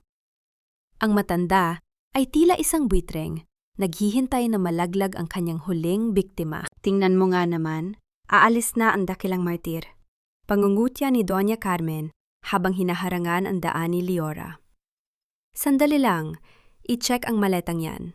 Baka may ninakaw kang alahas o pera bago ka lumayas. Hindi ako papayag na may makuha ka kahit isang pirasong pilak mula sa pamilya Villamor. Na magigan sa kanila ng dahan-dahang ibinaba ni Leora ang kanyang maleta at binuksan ito sa harap ng matanda. Tumambad kay Doña Carmen ang mga lumang damit at ang litrato ng ina ni Leora. Hinalugog ng matanda ang bawat sulok, tila nandidiri sa paghawak sa mga simpleng kagamitan ng kanyang manugang. Nang walang makitang anuman, tumayo si Doña Carmen nang may pait sa kanyang mga labi. Wala ka talagang modo. Matapos ka naming bigyan ng tirahan, aalis ka ng ganyan? Tandaan mo, Leora, sa oras na lumabas ka sa gate na yan, wag na wag ka nang babalik. Wala ka ng lugar dito. Tumingin si Leora ng diretso sa mga mata ng kanyang biyenan. Walang luha, walang galit. Tanging ang lamig ng isang taong ganap na ang paglaya. Huwag kayong mag-alala, Doña Carmen. Wala akong kukunin na kahit anong basura mula sa bahay na ito. Lahat ng mamahalin dito, ang sofa na kinauupuan nyo, ang mga kurtinang nakasabit, ang bawat gamit na ipinagmamalaki nyo, ako ang bumili, gamit ang perang pinagpuyatan ko sa talyer. Iwan ko na sa inyo ang lahat ng yan bilang huling limos ko sa pamilya nyo. Hindi na hinintay ni Leora ang sagot ng matandang tuluyan nang namula sa inis. Bit-bit ang kanyang maleta, lumabas siya ng gate at sumakay sa naghihintay na taxi. Ang tunog ng pagsara ng pinto ng sasakyan ay tila isang hudyat ng kanyang bagong simula. Ang vibration ng makina ng taxi habang umaarangkada ito palayo sa mansyon ay naging musika ng kanyang kalayaan. Isang malalim na paghinga ang pinakawala ni Leora habang ipinapikit ang kanyang mga mata. Dinadadama ang bawat segundong lumalayo siya sa impyernong binuo ng pamilya Villamor. Habang bumibiyahe ang taxi, naramdaman ni Leora ang pagyanig ng kanyang cellphone sa kanyang palad. Isang mensahe ang pumasok mula sa isang hindi kilalang numero. Handa ng lahat, ma'am. Hinihintay na lang ang hudyat nyo. Isang matalim na ngiti ang sumilay sa mga labi ni Leora bago niya muling itinago ang telepono. Samantala, sa kabila ng lungsod, bumababa na sina Renz at Isabel mula sa kanilang mamahaling sasakyan sa tapat ng pinaka-eksklusibong bridal boutique sa Makati. Ang paligid ay nababalutan ng marangyang halimuyak at nagniningning na mga display ng mga damit kasal na nagkakahalaga ng milyon-milyon. Pumasok si Renz nang may buong pagmamayabang. Ang kanyang dibdib ay nakabusangot sa hangin ng tagumpay. I want only the best for my queen, malakas na sabi ni Renz sa manager ng boutique habang tinitingnan ang isang eleganteng gown sa gitna. Piliin mo ang lahat ng gusto mo, Isabel. Don't look at the price. I have more than enough to buy this whole shop if I want to. Niyakap ni Isabel si Renz ng mahigpit. Ang kanyang mga mata ay nagminingning sa kasakiman. You're the best, Renz. I knew I made the right choice. Ipinataw ni Renz ang kanyang makintab na black card sa ibabaw ng glass counter. Tila isang hari na nag-aalay ng kanyang huling kayamanan. Ang bawat tao sa loob ng boutique ay nakatingin sa kanila ng may paghanga at ingit. Wala silang kamalay-malay na ang card na iyon. Ang simbolo ng kapangyarihang ipinagmamalaki ni Renz ay tila isang oras ang nagbibilang nga lamang ng mga huling sandali bago ang tuluyang pagbagsak. Ang taas ng lipad ay laging may katumbas na lagapak sa lupa. Lalo na kung ang pakpak na ginagamit mo ay hiniram mo lamang sa taong binalasubas mo. Ang loob ng butik ay binalot ng isang nakabibinging katahimikan nang dahan-dahang iswipe ng kahera ang makintab na black card ni Renz sa maliit na makina. Ang lahat ay nakatingin, naghihintay sa paglabas ng resibong magpapatunay sa karangyaan ng lalaking nakatayo ng may buong pagmamayabang. Ngunit sa halip na ang pamilyar na tunog ng tagumpay, ang pulang ilaw sa maliit na screen ng makina ay nagbabala ng isang pagkakamali. "I'm sorry, sir. Declined po ang card," mahinang sabi ng kahera. Ang boses ay puno ng pag-aalinlangan. Isang mapait na tawa ang kumawala sa mga labi ni Renz. "Impossible. Baka sira ang makina nyo. O baka naman hindi nyo alam kung paano gamitin yan. Try it again. Ako si Renz Villamor, ang CEO ng pinakamalaking garment company sa lungsod na ito." Muling hinila ng kahera ang card, ngunit ang resulta ay nanatiling pareho.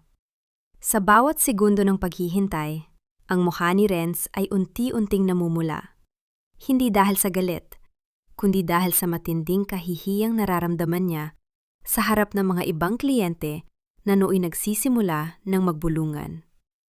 Inilabas ni Renz ang iba pang credit cards mula sa kanyang pitaka, ang kulay ginto, ang kulay pilak. Ngunit bawat isa sa mga ito ay nagbibigay ng parehong sagot.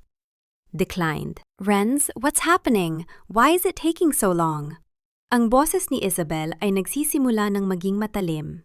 Ang kanyang mga mata ay hindi na nagniningning sa paghanga, kundi sa pagkairita habang tinitingnan ang mga empleyado ng butik na nooy nagpapalitan na ng mga makahulugang tingin. "Nakakahiya, Renz. Ang daming tao." Mabilis na binuksan ni Renz ang kanyang cellphone upang tingnan ang kanyang banking app. Ngunit sa halip ng inaasahang balanse ng kanyang milyon-milyong pondo, isang mensahe ang bumulaga sa kanyang screen. "Account frozen by corporate resolution. Unauthorized access detected." Kasunod nito, sunod-sunod na pumasok ang mga email mula sa board of directors. Bawat salita sa screen ay tila isang malakas na sampal sa kanyang muka. Suspended, removed from office, forensic audit. Napagtanto ni Renz na ang kumpanyang inaakala niyang hawak niya ay tuluyan ng nadulas sa kanyang mga daliri. "Renz, sumagot ka! Bakit ayaw gumana ng cards mo?" Sigaw ni Isabel, na nawala na sa hulog ng pagiging isang pino at edukadang babae. Ang kanyang tunay na anyo ng pagiging materyoso ay lumabas ng tuluyan. "Akala ko ba mayaman ka? Akala ko ba lahat ng gusto ko mabibili mo? Wala ka palang kwenta. Pinaasasa mo lang ako." Humarap si Isabel sa kahera at padabog na ibinalik ang mamahaling belo na hawak niya. "Keep it. Hindi ko kailangan ng damit mula sa isang lalaking walang pera. Renz, don't you ever call me again. We're done." Padabog na lumabas si Isabel ng butik. Iniwan si Renz na nakatayo sa gitna ng silid, mag-isa, at pilit na kinukuha ang mga walang kwentang cards sa ibabaw ng counter. Ang bawat hakbang ni Isabel, palayo, ay tila mga huling pako sa kabaong ng ego ni Renz na magigan sa gitna ng kanyang pagkawasak nang biglang mag-ring ang kanyang cellphone. Isang hindi kilalang numero ang tumatawag. Sa pag-aakalang ito ay ang kanyang abogado. Mabilis niya itong sinagot. "Hello? Ayusin niyo ito! Ibalik niyo ang access ko!" Sigaw ni Renz sa telponyo. Ngunit sa kabilang linya, hindi ang boses ng kanyang abogado ang kanyang narinig. Isang pamilyar na boses ang bumasag sa kanyang pagwawala. Malamig, mahinahon, at puno ng kapangyarihan. "Kasya ba ang isinukat niyang damit, Mr. Villamor? O baka naman masyadong mabigat ang halaga nito para sa isang lalaking wala ng pangalan?" Natigilan si Renz. "Liora? Anong ginawa mo?" "Wala akong ginawa, kundi bawiin ang lahat ng itinanim ko sa lupang pinabayaan mo." Sagot ni Liora. Ang boses ay tila isang huling hatol. "Ang black card na yan, ang kumpanya, ang bawat sentimong ipinangalandakan mo, lahat yan ay bunga ng kalyo sa mga kamay ko. At ngayon, oras na para maranasan mo ang pakiramdam ng maging isang anino. Goodbye, Renz. Enjoy the rain. Naputol ang linya. Eksaktong oras na yon, biglang bumuhos ang isang napakalakas na ulan sa labas ng butik. Napilit ang lumabas si Renz dahil sa mga mapanuring tingin ng security guard. Nakatayo siya sa gilid ng kalsada, basang-basa ang kanyang mamahaling suit, hawak ang mga cards na ngayon ay piraso na lamang ng plastic. Ang bawat patak ng ulan na tumatama sa kanyang mukha ay tila mga luha ng pagsisisi na hindi napakikinggan ng kahit na sino. Sa gitna ng Makati, sa gitna ng karangyaan, nakatayo ang isang lalaking wala ng kahit ano, habang sa kabilang bahagi ng lungsod, isang bagong reyna ang nagsisimulang umakyat sa kanyang trono. Walang bagyong kasing lakas ng pagsisisi ng isang taong huli nang natuklasan na ang giniba niyang bubong ay ang tanging nagkakanlong sa kanya mula sa ulan. Ang malamig na hangin nagmumula sa sementadong kalsada ng kanilang subdivision ay tila bumabaon hanggang sa buto ni Renz habang siya ay naglalakad pa uwi.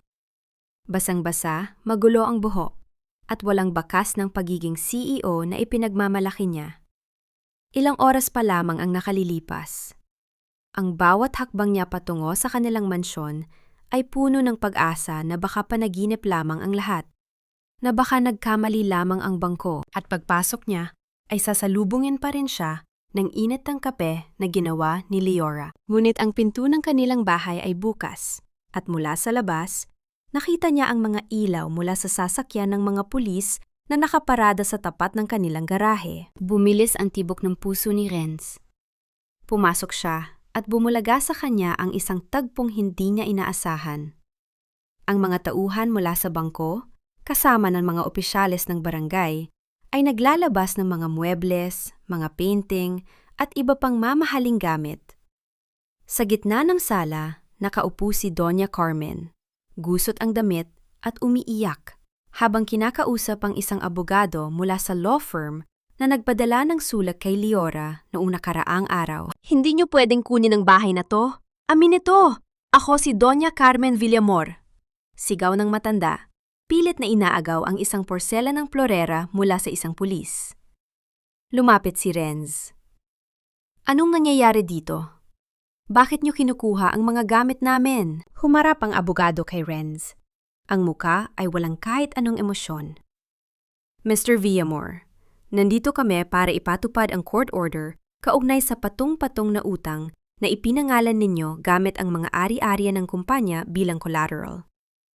Dahil hindi ninyo nagawang bayaran ang loans at dahil napatunay ang illegal ang paggamit ninyo ng pangalan ng kumpanya, kinukumpiska ng bangko ang lahat ng inyong personal na ari-arian, kabilang ang bahay na ito. Mayroon kayong isang oras para kunin ang mga damit ninyo. Parang pinagsakluban ng langit at lupa si Renz. Napaluhod siya sa sahig. Ang lahat ng kayamanan, ang kapangyarihan, lahat ay usok na nawala sa isang iglap. Tumingin sa kanya si Doña Carmen.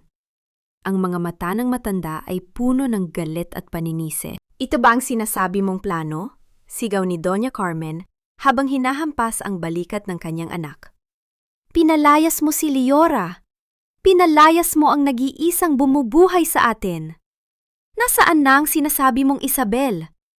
Papuntahin mo siya rito at pabayarin mo ng mga utang mo. Ang tanga-tanga mo, Renz! Ang mga salita ng kanyang ina ay tila mga panibagong pako sa kabaong ng kanyang dangal. Kinuha ni Renz ang kanyang cellphone, nanginginig ang mga daliri habang idinidyal ang numero ni Isabel. Umaasa siyang baka nagkamali lang ang babaeng sinamba niya kanina na baka babalikan siya nito. Ngunit sa bawat pagtawag niya, ang tanging sumasagot ay ang boses ng operator na nagsasabing hindi na maabot ang numerong yon. Blocked. Tuluyan na siyang itinapon ng babaeng pinagpalitan niya sa kanyang asawa. Sa isang huling desperadong hakbang, lumabas si Renz at tumakbo patungo sa patahian. Umaasa siyang muling mababawi ang kanyang pwesto. Umaasa siyang mapapatawad siya ng mga manggagawang minsan niyang tinapakan. Ngunit pagdating niya sa talyer, hindi na siya makapasok. Ang malaking bakal na gate ay sarado. Sa labas nito, nakatayo ang mga manggagawa sa pangunguna ni Nanay Rosa. Wala na ang takot sa mga mata ng matanda. Napalitan ito ng matapang na determinasyon. Buksan niyo ang gate!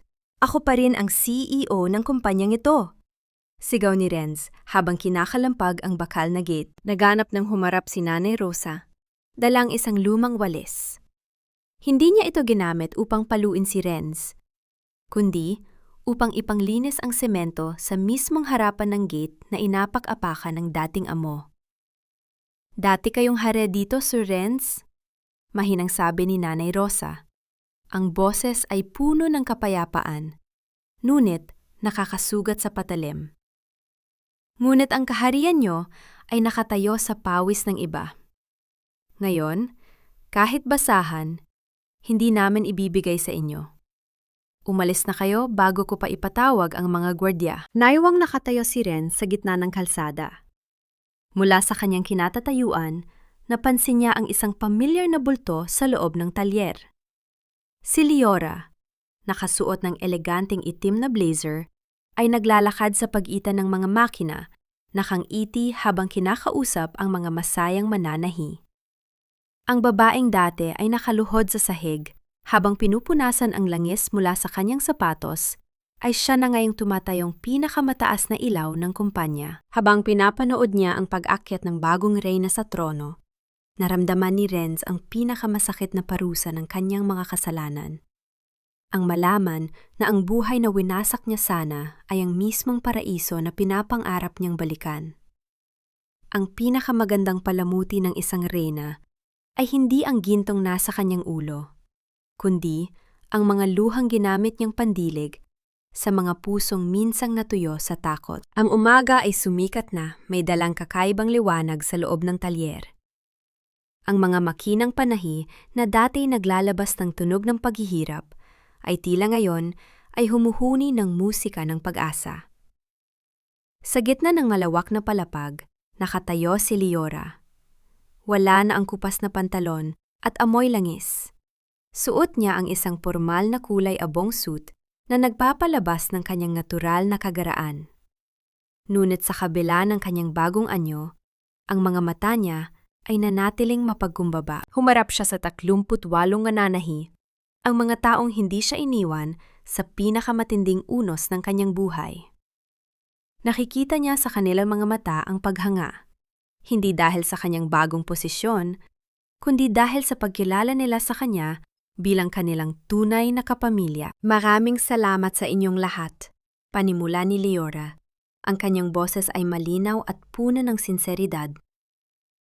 Hindi madali ang mga pinagdaanan natin. May mga panahon na inakala nating guguho na ang lahat dahil sa kasakiman ng iba. Ngunit ngayong araw, hindi lang ako ang nagdiriwang, kundi tayong lahat.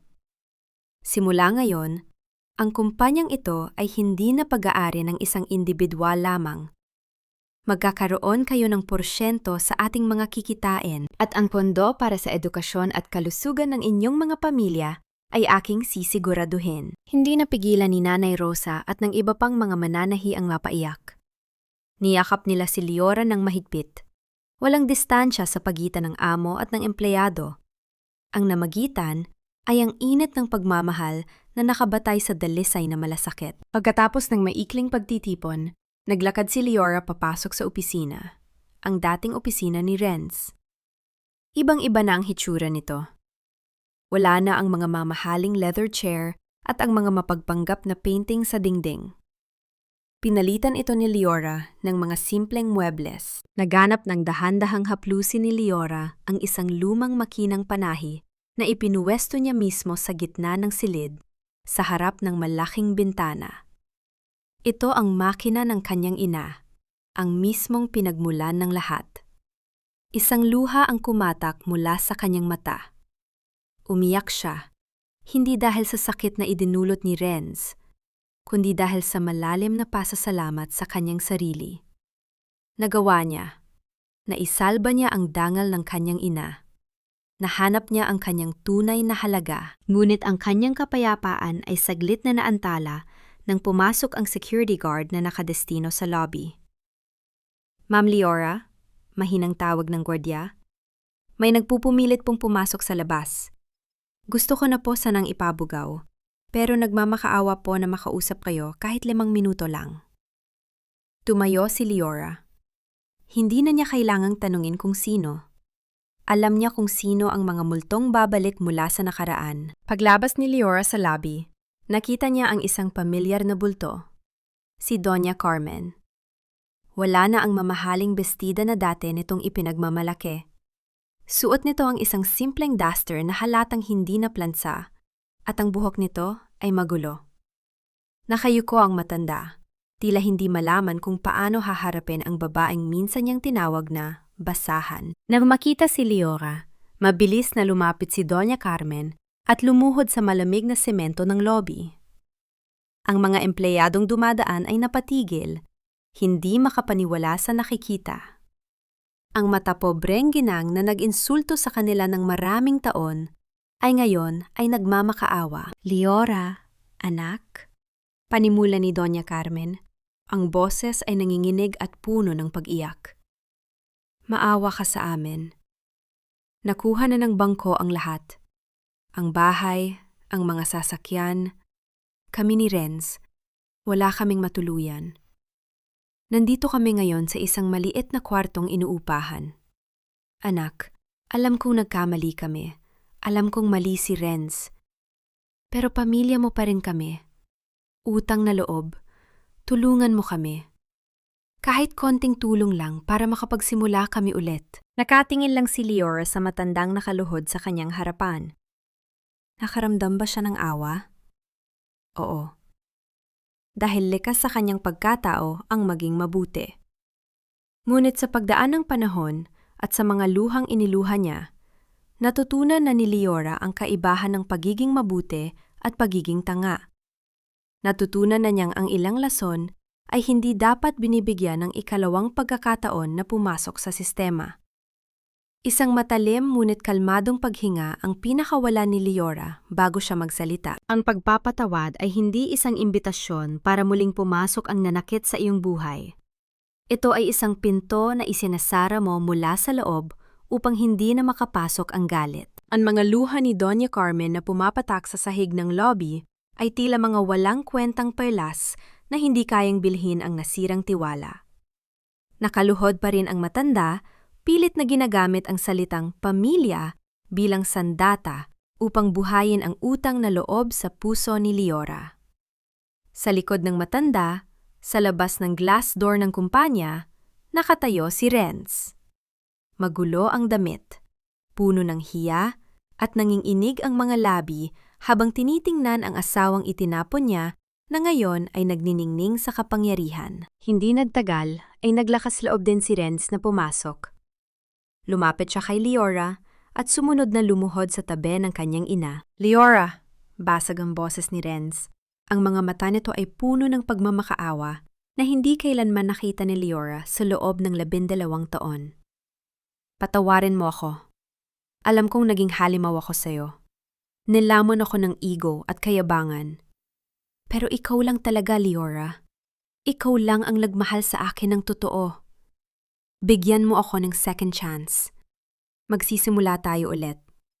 Kahit magtrabaho ako bilang simpleng ahente dito sa kumpanya, gagawin ko. Hayaan mo lang akong patunayan na nagbago na ako. Ang mga mananahi sa paligid ay nakamasid ng tahimik. May ilan sa kanila ang nagpupunas ng luha na dadala sa madramang eksena ng mag-ina. Ngunit nanatiling matigas ang tindig ni Liora. Walang pagninig sa kanyang kamay, walang pagkagulat sa kanyang mga mata. Tumingin siya ng diretso kay Renz, pagkatapos ay kay Doña Carmen. Tumayo kayo! Kalmadong utos ni Liora. Ang kanyang boses ay hindi sumisigaw, ngunit may sapat na awtoridad na nagpilit sa mag-ina na mabilis na tumayo. Doña Carmen, Renz, panimula ni Liora. Bawat salita ay binibigkas ng malinaw at may dignidad. Pinatawad ko na kayo. Hindi dahil karapat-dapat kayo sa kapatawaran, kundi dahil hindi ko na gustong bitbitin ang dumi ng nakaraan ninyo sa aking bagong buhay. Ang galit ay isang lason na hindi ko hahayaang kumain sa akin. Nanlaki ang mga mata ni Renz. May isang mabilis na kislap ng pag-asa na dumaan sa kanyang mukha. Salamat, Liora. Salamat. Ngunit hindi ibig sabihin ng pagpapatawad ko ay babalikan ko ang impyernong tinakasan ko. Pagpapatuloy ni Liora, pinuputol ang ilusyon ng kanyang dating asawa. Hindi ninyo ako pamilya, dahil ang pamilya ay hindi nagnanakaw ng kinabukasan, hindi nagmamaliit ng dangal, at hindi nagtatapon ng isang tao sa kalsada habang umuulan. Napalunok si Renz. Ang kislap ng pag-asa sa kanyang mga mata ay tuluyan ng namatay. Hiniling mo ang annulment, Renz. Ibinigay ko yun sa'yo. Wala na tayong kaugnayan sa isa't isa. Sabi ni Liora habang itinuturo ang pinto palabas. Ang bahay na nakuha ng bangko, ang posisyon na nawala sa'yo, at ang kahirapang dinaranas ninyo ngayon. Lahat ng yan ay bunga ng mga desisyong ginawa ninyong dalawa. Hindi na ako ang inyong tagapagligtas. Humarap kayo sa sarili ninyong mga multo. Tiningnan ni Liora ang security guard. Manong, pakisamahan na palabas sina Mr. Villamor at Doña Carmen. At siguraduhin hindi na sila makakapasok pa sa kahit anong pasilidad ng kumpanya. Umiyak at nanginginig. Walang nagawa si Doña Carmen, kundi ang magpakaladkad sa gwardiya. Si Renz naman ay nanatiling nakatayo ng ilang segundo, nakatitig kay Liora. Nang talikuran ni Liora ang mag-ina at maglakad pabalik sa kanyang opisina, hindi siya lumingon kahit isang beses. Wala nang pag-aalinlangan. Ang hakbang niya ay magaan. Tila ba tuluyan na niyang naiwan ang pinakamabigat na bagahe ng kanyang buhay sa mismong kinatatayuan ni Renz. Gabi na nang makarating si Liora sa kanyang bagong tahanan. Isang simpleng, ngunit maaliwalas na bahay na may maliit na harden, malayo sa karangyaan ng mansyon, ngunit puno ng kapayapaan. Dahan-dahan niyang binuksan ang bintana ng kanyang kwarto. Hinahayaang pumasok ang sariwang simoy ng hangin. Tiningnan niya ang buwan na nagniningning sa madilim na kalangitan. Nakangiti siya. Wala nang banta mula kay Renz. Wala nang pang-iinsulto mula kay Doña Carmen. Ang mga pahina ng nakaraan ay ganap ng naisara at handa na siyang sulatin ang isang kwento kung saan siya ang nag-iisang reyna ng sarili niyang kaharian. Ang tunay na paghilom ay hindi nasusukat sa lalim ng sugat na naghilom, kundi sa ganda ng bulaklak na umusbong mula sa mga kalyo ng nakaraan. Ilang buwan na ang lumipas mula nang tuluyang isara ni Liora ang pinto sa kanyang nakaraan. Ang hangin ng umaga sa isang pampublikong paaralan sa Quezon City ay napuno ng halahak at masasayang boses ng mga bata. Sa gitna ng covered court, nakatayo si Liora kasama si Nanay Rosa, masayang nag-aabot ng mga bagong patahing uniforme para sa mga mag-aaral na galing sa mahihirap na pamilya. Ito ang malasakit program ng kanyang kumpanya. Ang mga telang dati ay ginagamit upang payamanin ang isang sakim na lalaki ay ngayon ay nagsisilbing balute ng pag-asa para sa mga batang ng arap makapag-aral. Maraming salamat po, Ma'am Liora. Masayang bate ng isang maliit na batang babae habang niyayakap ang kanyang bagong uniforme. Ngumiti si Liora at marahang hinaplos ang buhok ng bata. Mag-aral kang mabuti, anak. Tandaan mo, walang sinuman ang pwedeng magsabi kung hanggang saan lang ang kaya mong marating. Lumapit si Nanay Rosa.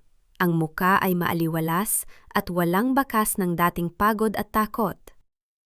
Ang layo na ng narating natin, Liora.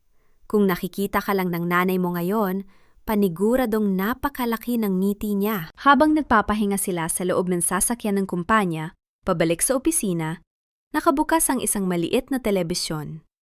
Ibinalita ng isang reporter ang pagkaaresto sa isang grupo ng mga manloloko na sangkot sa isang malaking investment scam. Sa screen, ipinakita ang isang babaeng pinipilit itago ang kanyang mukha gamit ang isang panyo habang pinoposasan ng mga pulis.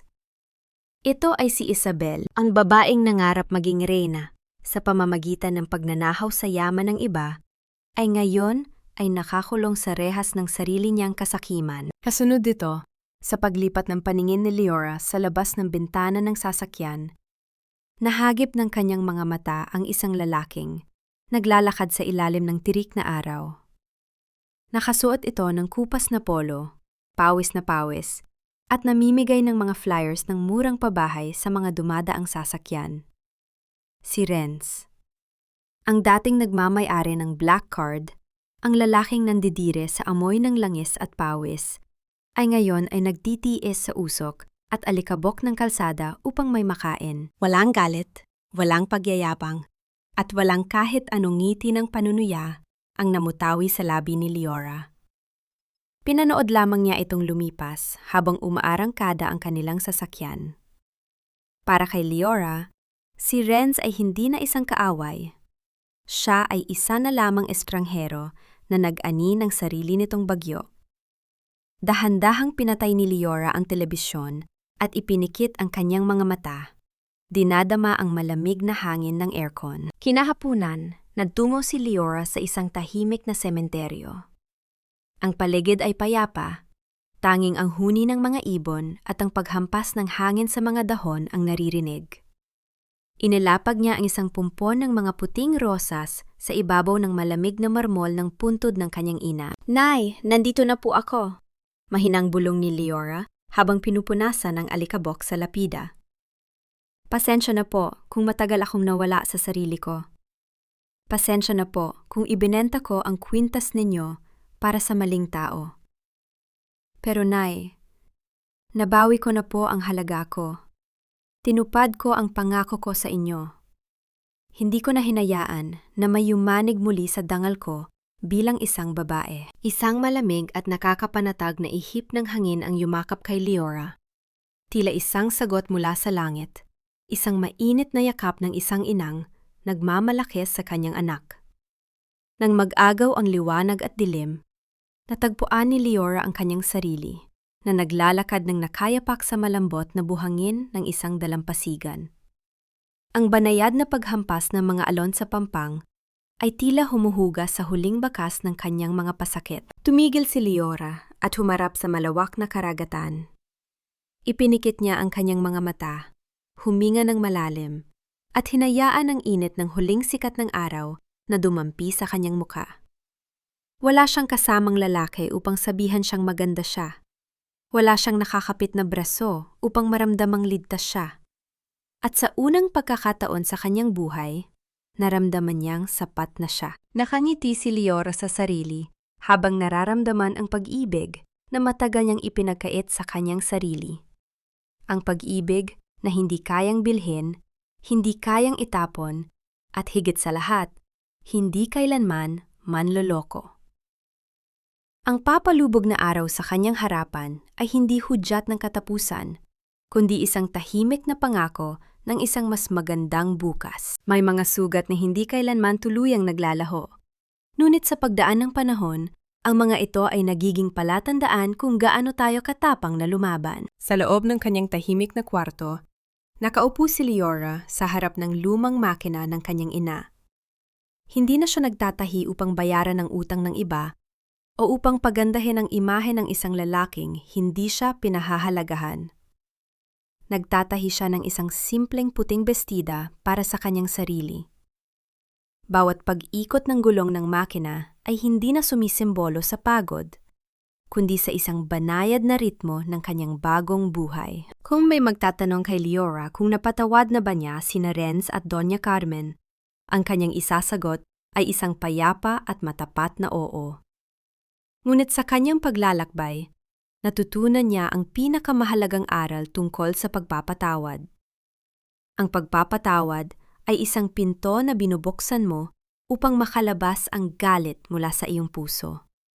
Ngunit isinasara mo rin agad mula sa loob upang hindi na muling makapasok ang mga taong may dalang lason. Ibinigay niya ang kapatawaran para sa kanyang sariling ikaluluwag ng dibdib, habang hinahayaan ang tadhana at ang batas ng buhay na maningil sa mga utang na HDMI niya kailangang kwentahin. Natagpuan na ba niya ang tunay na kapayapaan? Makikita ang matamis na sagot sa bawat pagniiti niya sa umaga nang walang kaba sa dibdib. Makikita ito sa tuwing umiinom siya ng kape nang walang naririnig na pang-iinsulto tungkol sa kanyang pagkatao. Makikita ito sa bawat masayang halahak ni Nanay Rosa at ng mga mananahi sa loob ng kanilang malagong kumpanya. Ang kanyang kapayapaan ay hindi nagmula sa pagkakabawi niya sa yaman, kundi sa pag-alam na ang kanyang halaga ay hindi kailanman nakadepende sa apelidong nakadikit sa kanyang pangalan o sa lalaking nakatayo sa kanyang tabi. Buo siya, bago pa man siya sinubukan nilang durugin. Para sa lahat ng babaeng minsang nagbigay ng lahat hanggang sa wala nang natira para sa sarili, ang kwento ni Leora ay isang mahigpit na yakap at isang matapang na paalala. Ang tunay na reyna ay hindi kailangan ng hari upang magkaroon ng korona. Minsan, ang korona ay hinuhulma mula sa mga baka na sinubok ng apoy, pinakintab ng mga luhang tahimik na pumatak sa madaling araw, at isinusuot ng may buong taasno mula sa sariling pagsisikap. Hindi mo kailangang maging martir upang maging mabuting asawa o ina. Kailangan mo munang maging tapat at mabuti sa iyong sarili.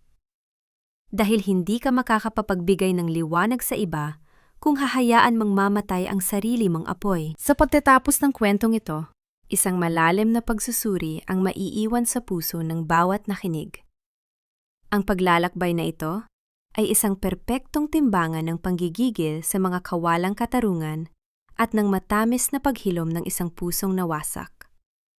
Ipinapakita nito na ang pinakamasarap na paghihiganti ay hindi ang paghihiganti mismo, kundi ang pagpili na maging masaya, umunlad, at magpatuloy sa buhay nang walang bit-bit na galit. Ito ang tunay na tagumpay ng isang Pilipina.